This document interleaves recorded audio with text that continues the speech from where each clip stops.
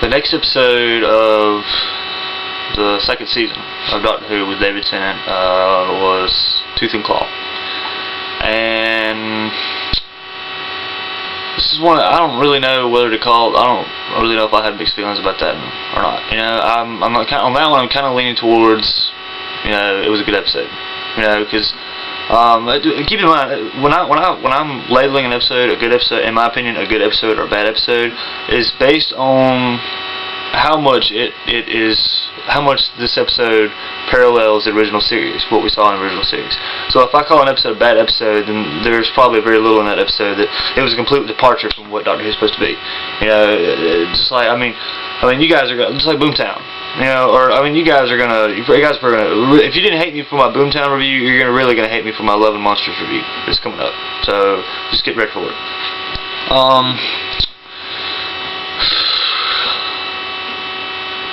My first complaint with Tooth and Claw is, of course, you know, the werewolf. You know, and you guys already know where I'm going with this. It's a big slobbering CGI monster, and you know, I know that given the nature of the beast, you know, you probably couldn't have done it any other way. You know, that was one of those things where it just had to be CGI to work.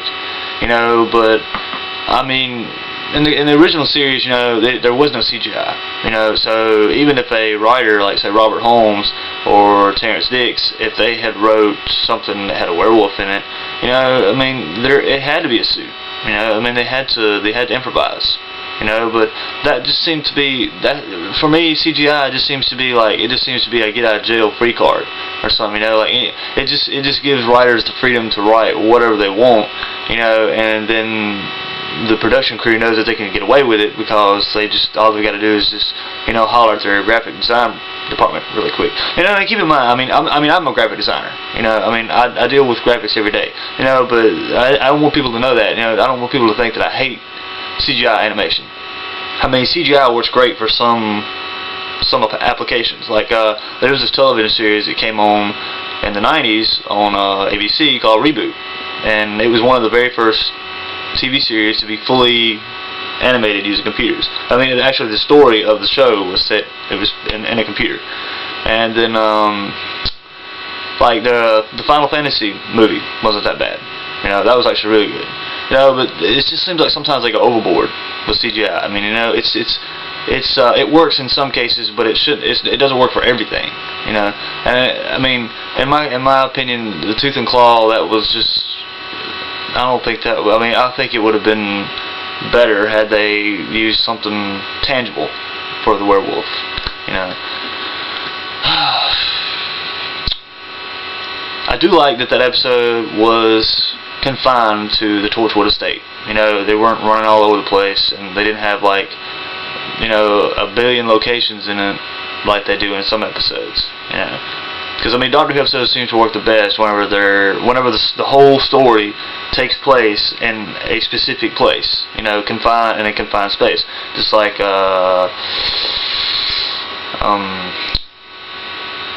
Midnight.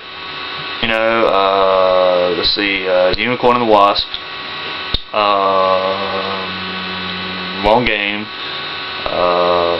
I mean, I could go on. You know, I mean, you know, these episodes that I'm naming are ones that I favored because they were in a confined space. You know, and they weren't just because, like, you know, like with Parting of Ways, you had to deal with two locations. You had to deal with Earth, you know, and the Dalek ship. You know, and well, three locations, and then you had to deal with the Doctor on Satellite 5. You know, so I mean, it's just like it's kind of like taking the core of the plot and spreading it like butter. You know, over the Doctor Who universe. You know, and then, you know, like with anything, if you keep spreading it, it starts getting thin in the middle. You know.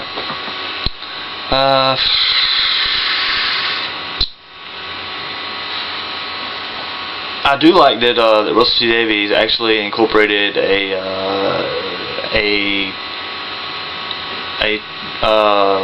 quantum physics element into the Tooth and Claw. I know, and what I mean by that was the diamond that Queen Victoria had.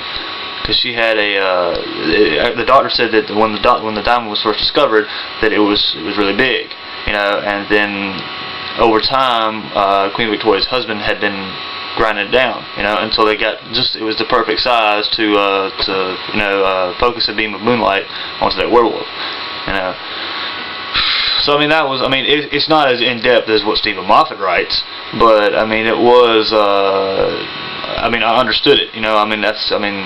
That's something that could happen. It's if you were to travel back in time and knew that that your relatives were going to be attacked by a werewolf, then you could take steps to prevent it. You could to protect your family. And like the way he did, they were subtle steps. He just didn't flat out tell people that, hey, in 50 years or so there's going to be a werewolf that's going to attack you. Because they would have thought he was crazy. But he took subtle steps to ensure their safety. And it's just kind of like with Blink. That was kind of like Blink. So, but see, Russell T Davies, he will not go that in depth with. That's about as far as he goes with that kind of stuff. Is the way it was in Tooth and Claw. He doesn't. And I know he does that. Because Russell T Davies doesn't write. So he's not writing to cater to the smart kids. Russell T Davies was trying to write for everybody. Even the channel surfers. He was trying to make sure everybody tuned into the episode. And but see, if you do that, then you have to what a lot of the YouTubers have been referring to as dumbing it down. And in other words, it's just that you have to leave out a lot of the technical mumbo jumbo and scientific aspects of the plot, in order for average viewers to understand it. Because otherwise, cause I know that, and I don't know if this would have happened. I don't know if you'd have kept all that stuff in there. I don't know if viewers may have kept watching. Even though that they didn't understand it, they may have kept watching. But Russell T Davies did not want to take that risk. He did not want to risk 50% of his viewers turning the television off because they didn't understand what they were writing. And the other half of viewers, though, would have been the Doctor Who fans. The Doctor Who fans that watch the television series for the science, that's in it, and all that technical mumbo jumbo and stuff. They're not just Doctor Who fans. They're sci-fi fanatics. These kinds of people enjoy a good episode of Star Trek, or they've probably seen Star Wars half a dozen times, or they watch Babylon 5. Or so. They're not just, they may like Doctor Who more. That may be their all-time favorite television series. But they're not opposed to other forms of science fiction. But those people have not watched an episode of One Tree Hill, a day in their life. Because that's not. They don't care about that kind of stuff. That's not. But they watch Babylon 5 and they watch Star Wars and they watch Doctor Who. For the science fiction. That's why they watch it. Is because it's science fiction. Because that's what they like to watch. And then, but the other half of the viewers, the ones that Russell T Davies has to write for, that he has to dumb down his stories for, those are the people that are not gonna, have a stroke because they missed an episode of Doctor Who. They don't really care. It's no big deal. If they miss last week's episode and they catch this week's episode, they're not gonna go out the next day and see if they can buy a powered DVD, just so they can go see it. Which I don't think anybody does that. But I don't know. I'm getting sidetracked again. I think this is another one of those videos where I'm just rambling about meaningless stuff.